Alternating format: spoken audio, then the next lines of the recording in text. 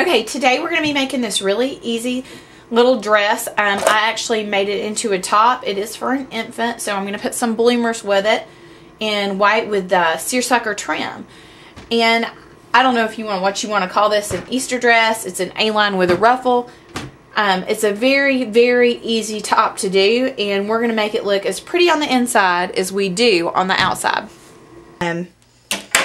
Basically, you are going to cut out a set of fronts. Okay, I do 2 fronts. This could be lining, but I really like on my dresses for it to be the same at the top. I think it's a nicer touch. It's something you're going to find in most nice places. First thing you're going to do is pin your armhole every 2 inches like we've always done, and your neckline on both the front and the back. This is how I want you to pin this, the front and the back, and then we're going to go and we're going to sew that armhole and sew the neckline on the front and the back. And that is lining to your fabric, right sides together. Okay, as you can see, I've sewn the neckline and the armhole on both pieces. Okay, now that I have both pieces sewn, the first thing I'm going to do is press these down. And I want them nice and flat. I'm not going to worry about open pressing, but I am going to make them nice and flat. And then I'm going to go back and I'm going to cut this down to 1/4 of an inch. Any place there is a curve, okay? Here's my neck, my arms. I'm going to cut all those down, and then I'm going to turn them right side out and iron them really well. Okay, here you can see the front and the back trimmed down. Now let's flip them. Okay, so now they're both turned. They're both ironed really pretty and flat. So what I'm going to do is take one. It doesn't matter if it's the front or the back. And I'm going to turn it right. I'm going to turn it inside out. Okay. Now this is to join those shoulder seams. I'm going to take this one that is not turned. This one's right side out. And I'm going to tuck it in. Now I'm going to, if I had a lining, I would match linings to linings and pretty side to pretty side. So I'm just going to tuck this inside. And I'm pulling the shoulder seam out the other shoulder seam.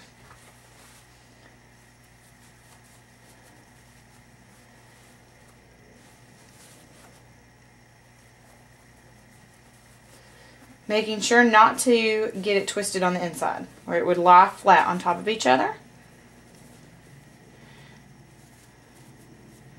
Okay, I'm going to even them up.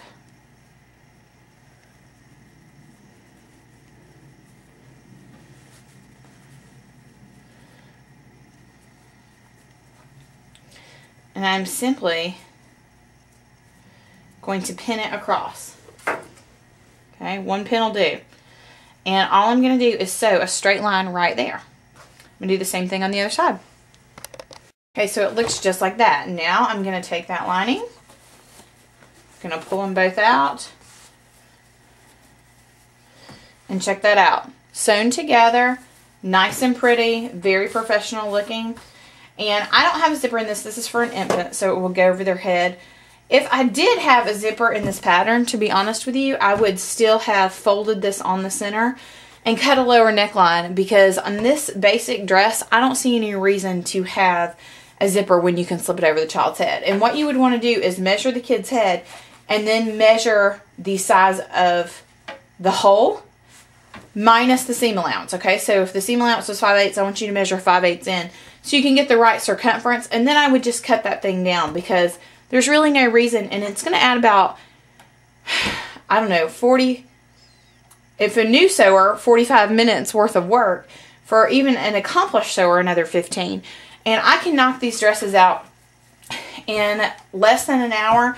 They're fun, they're easy, and they're cute. So I really recommend getting rid of the zipper. Okay, the very next thing I'm going to do is join these side seams. Okay, and all I'm going to do is take that side seam and match them up. Okay, did you see that? I'm taking the front and the back. I am simply matching up the side seams, and I'm going to pin it. I pin straight center to begin with, so we know we've got that seam matched up. I'm going to put some pins over here, and I'm just going to sew that up. Now you can see if this was a long dress, you would sew the whole side seam up, and all you'd have to do is hem it. So that really speeds up the whole process completely. But because we're going to add the cute little ruffle skirt around this, you're only going to sew this tiny piece.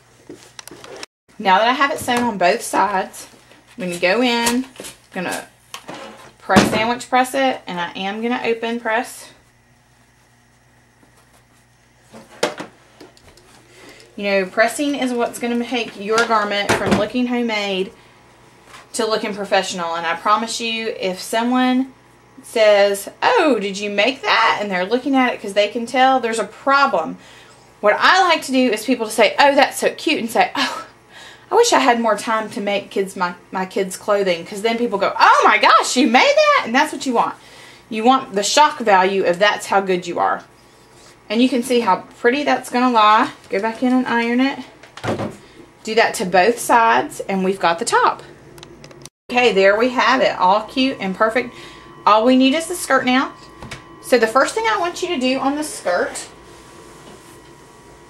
is join the side seams. Now what I did, I'm making a little shirt with a pair of bloomers. So I literally measured the circumference and doubled it and cut out one solid piece of fabric. So I only have to join one side seam. And I'm going to join that side seam just by sewing it together, and then I'm going to zigzag over top of it or serge over top of it because I want that to be finished. Our inside is finished. We don't have to worry about anything and unraveling, and I want to continue that on the skirt because it does get a little wear and tear, you know, crawling around, running around. This is for about a 1-year-old, so I want to make sure that she can be comfortable in it and not rip it to pieces. Okay, as you can see, I sewed it down, and then I went back with a serge stitch and took care of that. I also ironed it so it's going to lay nice and flat, okay?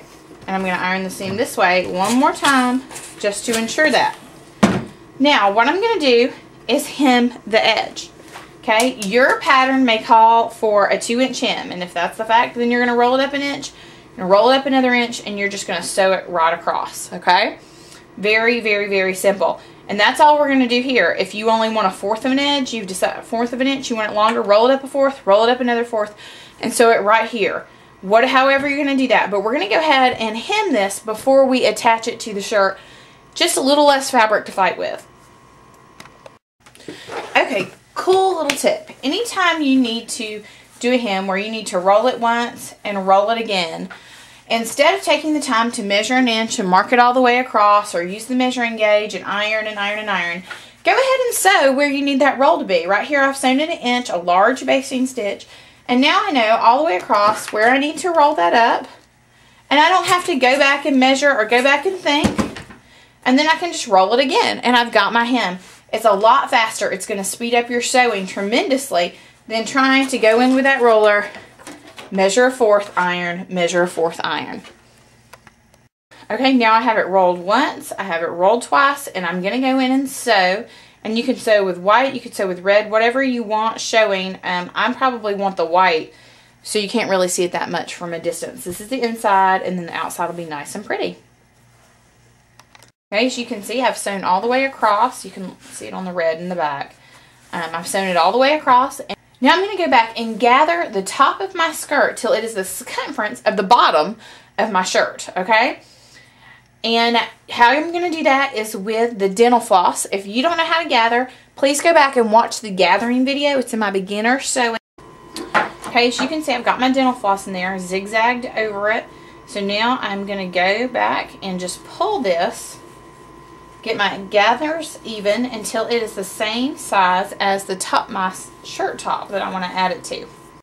What I'm going to do is I've pulled my gathers a little bit, and what I'm going to do is lay this piece down right on top of where that gathers are, okay? And I can see that it needs to come to right here, and I'm going to pull my gathers till it's all bunched up under there, and I'm just going to tie them in a knot.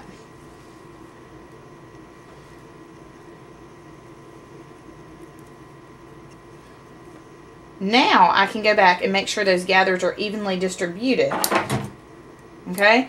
And I don't even worry about taking out that dental floss even after I sew it in, because it's not going to hurt anything as long as you don't use green or something like that that's going to bleed on the fabric when you wash it. I like to use the unwaxed that you can get at your local grocery store, the generic kind. It works great, and it's very inexpensive. And the reason I use dental floss instead of thread is dental floss is very hard to break. So if you're pulling that for like a big pillow or something like that, you don't really have to worry about it. And you can see it's all beautifully gathered. Now I am going to take one layer, just one layer of my shirt, and let the other layer fall down in there. And I am going to put it inside of my skirt. And I am going to sew right sides together. See, this is my wrong side. This is the wrong side of my shirt. So my right sides together, and I'm going to pin that ruffle on one piece all the way around and sew it into place. Okay, as you can see, I've got it all sewn into place, or all pinned into place there. I've got my lining loose on the inside, and now I'm just going to sew that line right to it. Okay, as you can see, I've sewn it in there. Okay. As you can see, the stitch line is much lower than the gather line that I did. I did the gather line at the top. Stitch length on the, seam allowance on this was 5/8. And if you want to pull that dental floss out, all you have to do is snip it and pull. And you'll take that right out, and you can cut all this excess out of there. It'll leave the stitch marks, but it won't affect it in any way, shape, or form. Now, what I am going to do is go back and iron that seam flat like I always do. Okay? And then I know I can't really sandwich press it, but I can open it up and press it like that. Okay, now that I did the inside and ironed it, I'm going to go back on the outside, kind of flatten this out. Just get a good flat on it. I'm not necessarily ironing the skirt, so I'm not worrying about that right now. I'm just trying to get a nice, clean line right there. Alright, now everything's all pretty and finished but the lining. So now what we need to do is go in and finish it. And if you followed the pattern instructions, you sewed at 5/8 or 1/2 inch or whatever it called for. Now the only place I'm going to change this rule or fudge this rule is on the lining. On the very bottom of the lining, that one piece that we've not finished on the inside, I am going to turn up 3/8, and I went ahead and sewed that line like I talked about on the hem, so I know exactly where to fold that. Okay, so I'm going to fold that, and I'm going to iron it all the way around. Okay, you can see I have folded that down, and now what I'm going to do, I'm actually going to start on the side seam. I'm going to take this and I'm going to fold the side seam down, and I'm going to pin it in place. Okay, and when I sew, I always put in my pins in the direction so they're sticking out, but I wanted you guys to see that now my line hangs lower than where my stitch line is on the outside. Do you see that? It's going to hang about 1/4 of an inch lower. So now I can go back and stitch it on the outside, and we know we're going to grab that lining. So the first thing I'm going to do is put pins all the way around to hold that in place. Okay, there you can see I've pinned this all down all the way around, nice and pretty, and it is 1/4 of an inch below the sew line of the waist. So what I'm going to do is actually flip this, and I'm going to sew, and we call it stitching in the ditch. I'm going to sew right along that line. Now, if you don't think you're good enough to sew on that line, don't you feel bad. Instead, why don't you try to sew 1/4 of an inch on top of it? You could even use a decorative stitch and make a really neat little design all the way around it. There's lots of options to make this unusual.